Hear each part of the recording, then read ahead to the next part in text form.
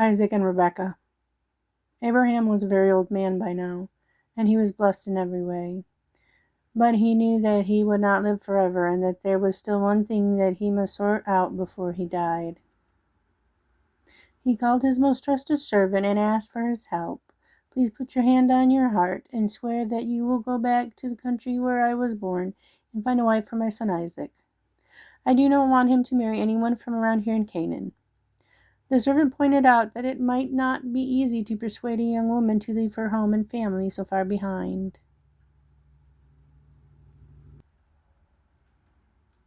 Why don't you let me take your son with me back to the country you come from? He asked. No, answered Abraham. Whatever you do, don't take Isaac with you. The Lord, the God of heaven, will send his angel with you to help you find a wife for my son. So Abraham's loyal servant set out on his mission, taking 10 of his master's camels laden with gifts. He headed for the town in northwest Mesopotamia, where Abraham's brother Nahor lived. He arrived just as the young women were coming down to the well with their jars to fetch water. He stopped, and his camels kneeled down on the ground after their long journey. And Abraham's servant looked at the young women gathered around the well, and he prayed, "O Lord, help me. How will I know who is the one? Please give me a sign. Could it be the one who offers me a drink from her jar and offers to water my camels?" As he was praying, a beautiful girl arrived, carrying her jar gracefully on her shoulder. She knelt down and drew some water from the well. And Abram's servant hurried up to her and asked for a drink. "Of course, you are welcome, my lord," she said. "And what about your camels?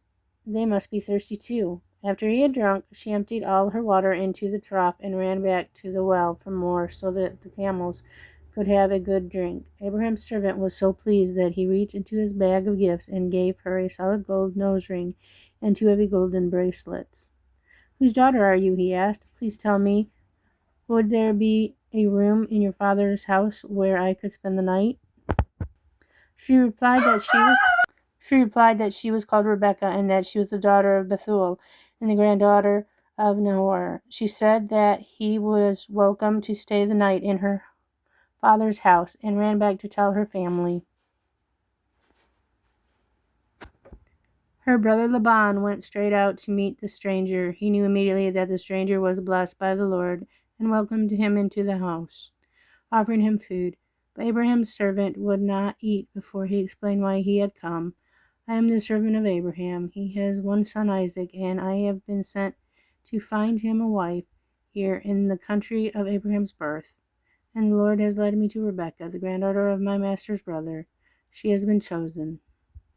Laban and Bethuel listened, knowing that it was the will of God, and they answered, "Here is Rebekah. Take her and let her become the wife of your master's son, as the Lord has directed."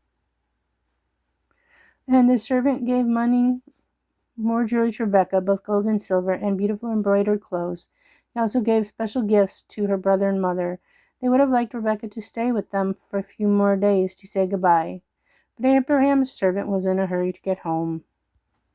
Rebekah took her maidservants and her old nurse, and together they set off with Abraham's servant to start a new life in Canaan.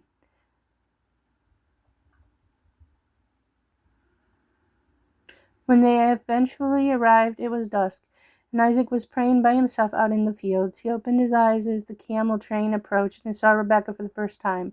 Soon after, Isaac and Rebekah were married, and Isaac loved his wife dearly, and she comforted him greatly after the death of his mother Sarah.